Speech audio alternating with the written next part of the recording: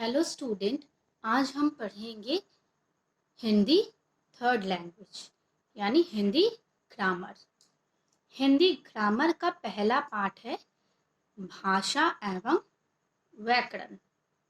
भाषा को हम लोग इंग्लिश में लैंग्वेज कहते हैं, व्याकरण को हम लोग इंग्लिश में ग्रामर कहते हैं। भाषा एवं व्याकरण हम पढ़ेंगे। पहले भाषा क्या है, पहले हम जान लेते हैं कि समाज में रहने के कारण उसे आपस में विचारों को आदान प्रदान की आवश्यकता होती है, लेन देन की आवश्यकता होती है। जब हम दूसरों से अपनी बातें कहते हैं, जैसे मैं अभी पढ़ा रही हूँ तो मैं आपको कह रही हूँ, अथवा दूसरों की बातों को मैं जानने की प्रयास करती हूँ, कोशिश करती हूँ, तो हमें किसी माध्यम की आवश्यकता होती है, सुनने का किसी और से, या मैं बोल रही हूँ, ठीक है।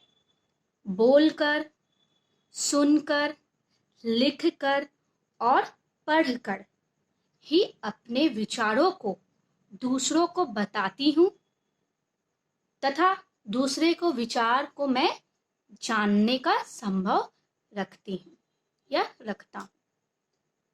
इसके लिए भाषा का प्रयोग आवश्यक है, जरूरी है। अब हम पढ़ेंगे भाषा किसे कहते हैं। डेफिनेशन: भाषा वह साधन है जिसके माध्यम से हम सोचते हैं और अपने विचारों को दूसरों पर प्रकट करते हैं तथा दूसरे के विचारों को जानते हैं। अभी थोड़ी देर पहले मैंने समझाया कि भाषा वह साधन है, जैसे कि मैं अभी बोल रही हूँ, आप लोग को समझा रही हूँ, तो वो आप लोग सुन रहे हैं, समझ रहे हैं, और अगर आप लोग वहां से कुछ कह रहे हैं, मैं उसे सुन रही हूँ, समझ रही हूँ, वो है भाषा। भाषा को दो भागों में बांटा गया है: मौखिक भाषा, लिखित भाषा। मौखिक भाषा किसे कहते हैं? मुंह के द्वारा बोली गई भाषा को मौखिक भाषा कहते हैं। जैसे मैं अभी आप लोगों को मुंह से समझा रही हूँ, इसे हम लोग मौखिक भाषा कहते हैं।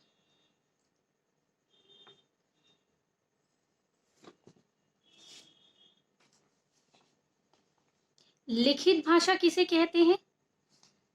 जब हम लिखकर दूसरों तक अपनी बात को पहुंचाते हैं, जब हम कुछ लिखते हैं और अपनी बात को दूसरे तक पहुंचा रहे हैं, उसे हम लोग लिखित भाषा कहते हैं। जैसे कि रुचि ने अपने भाई को पत्र लिखा। रुचि क्या करती है? अपने भाई को पत्र लिखती है, ठीक है। ये उदाहरण है।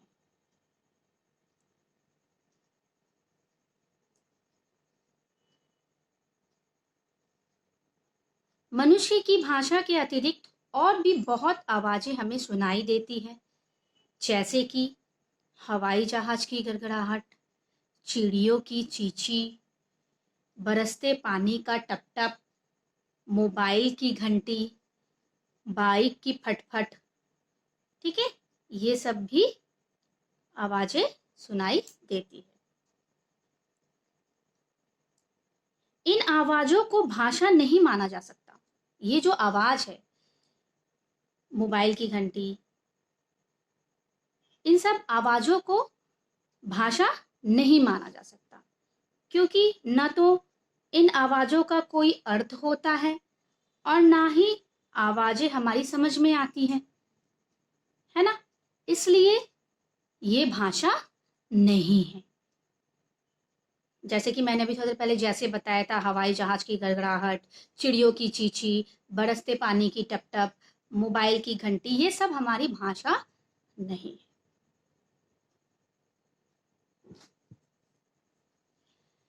हमारे भाषा में एक और भाषा के रूप है, वो है संकेत।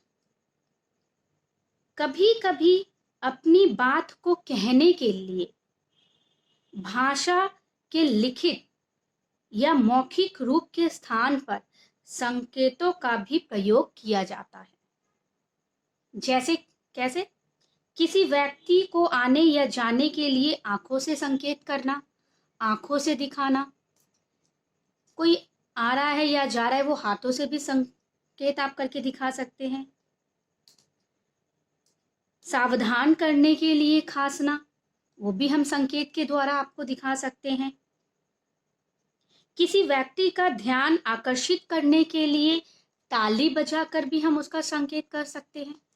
ये हो गया हमारा संकेत भाषा। अंत संकेत को भाषा नहीं कहा जा सकता। संकेत को भी भाषा नहीं कहा जा सकता। तो ये हम लोग इशारा कर रहे हैं, बता रहे हैं, तो इसे कोई भाषा नहीं कहा जा सकता। अब हम लोग दूसरा टॉपिक पढ़ेंगे, वो है लिपि। भाषा को लिखित रूप में प्रयोग करना ही लिपि है। भाषा को हम लोग जब लिखित रूप में प्रयोग करते हैं उसे हम लोग लिपि कहते हैं। प्रत्येक लिपि में अपनी अपनी बात को कहने के लिए कुछ शब्दों, कुछ चिन्ह आदि का प्रयोग किया गया है। लिपि में कुछ शब्द का प्रयोग किया गया, बहुत सारे शब्दों का प्रयोग किया गया है, चिन्हों का प्रयोग किया गया है। ठीक है, अपनी बात को हम अनेक लिपियों में लिख सकते हैं। अनेक लिपियों में हम अपनी बातों को लिख सकते हैं, जैसे कि देवनागरी, ये सब लिपियां हैं। रोमन, बंगाली, अरबी, पंजाबी आदि और भी है बहुत सारे। ठीक है, ये सब हमारी लिपियां हो गई। अगर हम देवनागरी में लिखना चाहते हैं लिपि तो कैसे लिखेंगे? मैं फुटबॉल खेलता हूं, ये देवनागरी लिपि हो गई। अगर हम रोमन लिपि में लिखेंगे आई प्ले फुटबॉल, ये रोमन लिपि हो गया, I play football. Next topic हम पढ़ेंगे व्याकरण। प्रत्येक भाषा को पढ़ने, बोलने, लिखने और समझने के कुछ नियम होते हैं। कुछ नियम होता है, जैसे कि हम पढ़ रहे हैं, बोल रहे हैं, लिख रहे हैं, समझ रहे हैं, ये सब में कुछ नियम होता है। उन नियमों के आधार पर ही कोई वाक्य शुद्ध अशुद्ध कहलाता है। ठीक है, मतलब कौन सही लिखा है शब्द या कौन अशुद्ध खराब वर्ड लिखा है। तो व्याकरण किसे कहते हैं? व्याकरण के द्वारा किसी भाषा को शुद्ध बोलने, लिखने और समझने का ज्ञान होता है। व्याकरण में अगर आप शुद्ध नहीं बोलेंगे, नहीं समझेंगे, नहीं पढ़ेंगे तो भाषा उलट पुलट हो जाता है। इसलिए हमें व्याकरण में शुद्ध बोलना, लिखना और समझना जरूरी है। जैसे मान लीजिए, अगर मैं कह रही हूं मैं सुबह नाश्ता करते हैं, मैं सुबह नाश्ता करते हैं, तो ये तो गलत वर्ड हो जा रहा है, शब्द हो जा रहे हैं। तो इसलिए मैं क्या कहूंगी? मैं सुबह नाश्ता करता हूं या मैं सुबह नाश्ता करती हूं। ओके, मैं कल खेलने गाएगी, ये तो अशुद्ध हो गया, मैं कल खेलने जाऊंगी।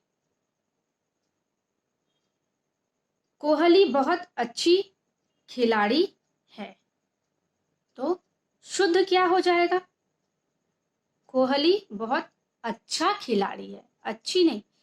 क्यों? कोहली क्या है? लड़का है, अच्छा खिलाड़ी है। समझ में आया?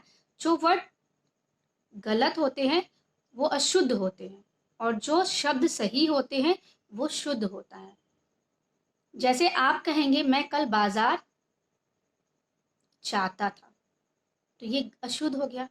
क्या लिखेंगे आप शुद्ध में? कल मैं बाजार जाऊंगा। ठीक है, ओके स्टूडेंट, हमारा पार्ट 1 यहीं समाप्त होता है। अगले वीडियो में मैं क्वेश्चन आंसर अपलोड कर दूंगी। Okay student, thank you.